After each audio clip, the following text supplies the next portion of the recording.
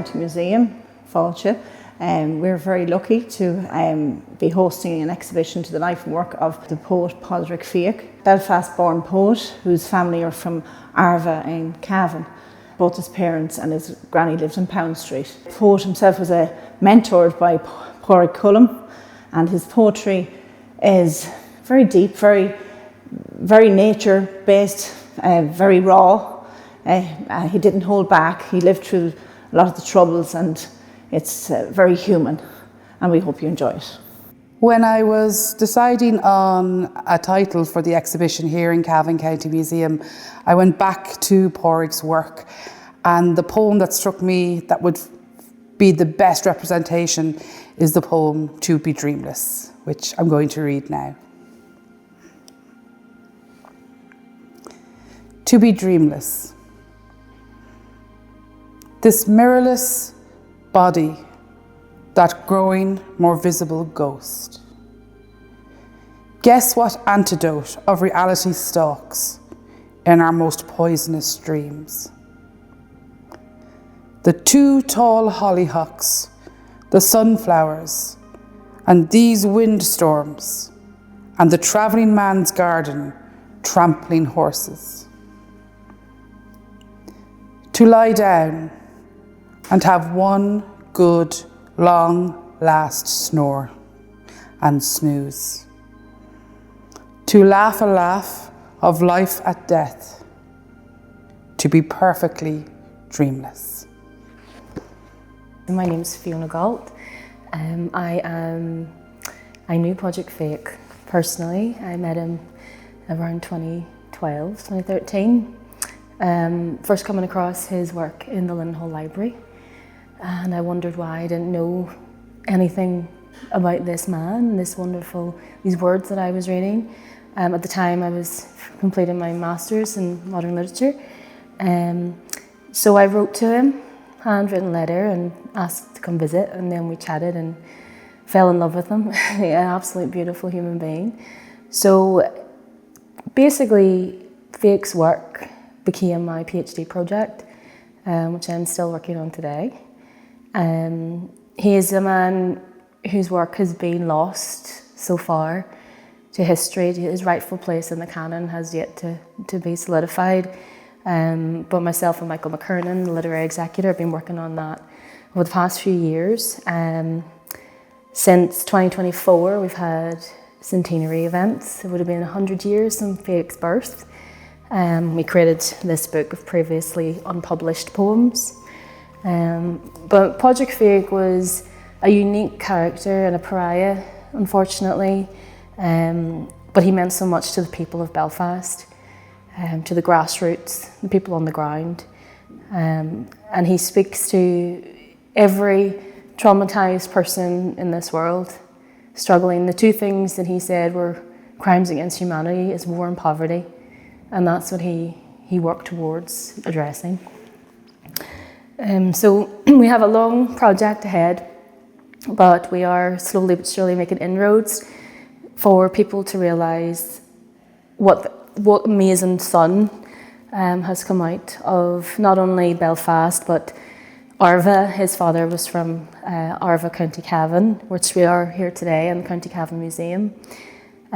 So his legacy is far and wide. And will be hopefully stretching further from now on.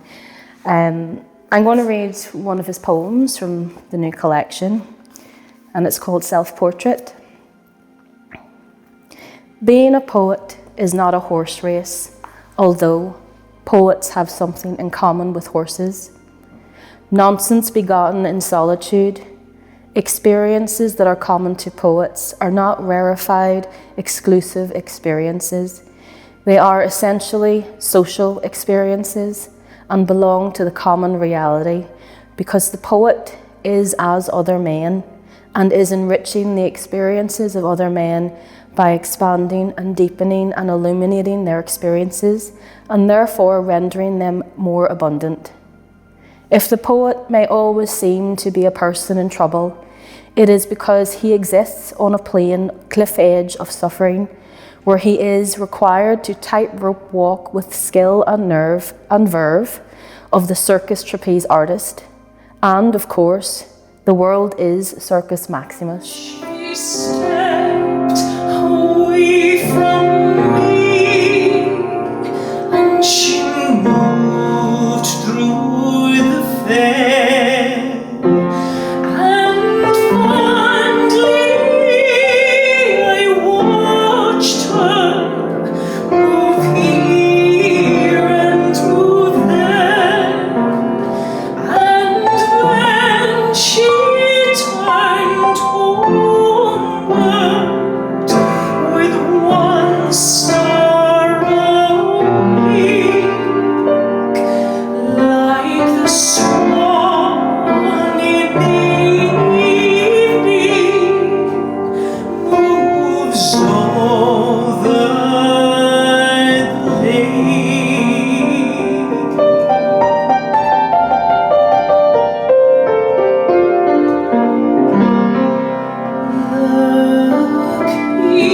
People were singing, no two ever went, but one had a sorrow that never was sent, and I smiled as he passed with a good Santa gift. And that was the last that I saw of my dear. Hello, my name is Francis O'Hare. I'm a poet from the north of Ireland, and I knew Joe, or Padraic as he's known in print, through seeing him on the streets of Belfast and knowing that this was a special man. This is a poem he wrote in the 70s in Belfast, and it's about Northern Ireland, but it's also about Ireland. It's called The United Ireland of the 70s, and it's for Henry MacDonald.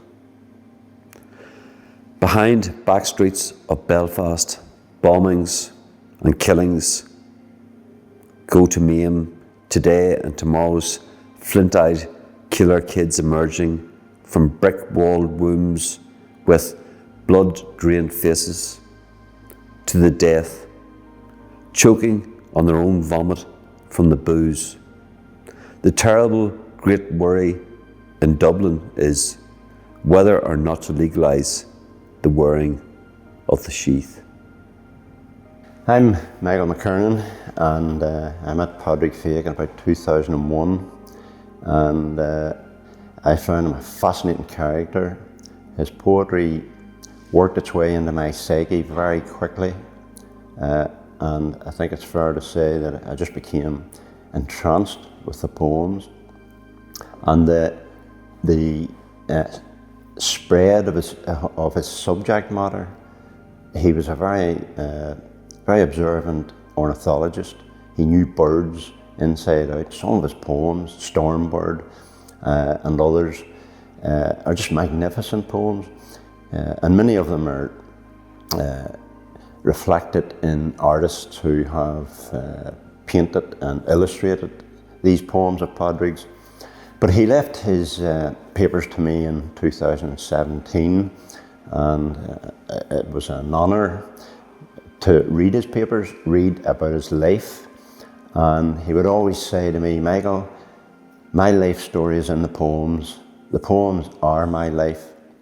So since 2017, we've continued a group of people to promote Padraic's name, not only in his home of Belfast, but in the wider Ireland, because he always regarded himself as an Irish poet.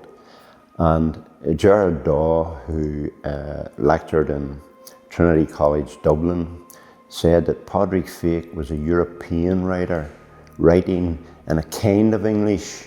So that summed up the breadth of Padraic's opus, the fact that his work was directed not locally, but in a much wider international way. And indeed, a couple of German filmmakers come over in 1980, and they made a film, Per Sonnenberg, Der Bombenpoet, about Padraic. And very few people in Ireland have seen it, but it was shown to millions of people in northern Germany and southern Austria via Zentrum TV. So the event here in Cavan County Museum, hosted by Catherine McGuinness and the team here, has been a wonderful opportunity to display artefacts, as we can see here in the cabinet, relating to Padraic Fiacc, and also the pictures that have been painted and illustrated by various artists, displayed around the walls in such a wonderful way. A great display, and all compliments to Catherine and the team here at the museum. So it's bringing Padraic Fiacc's work to a wider audience, and I think that's one of our main aims.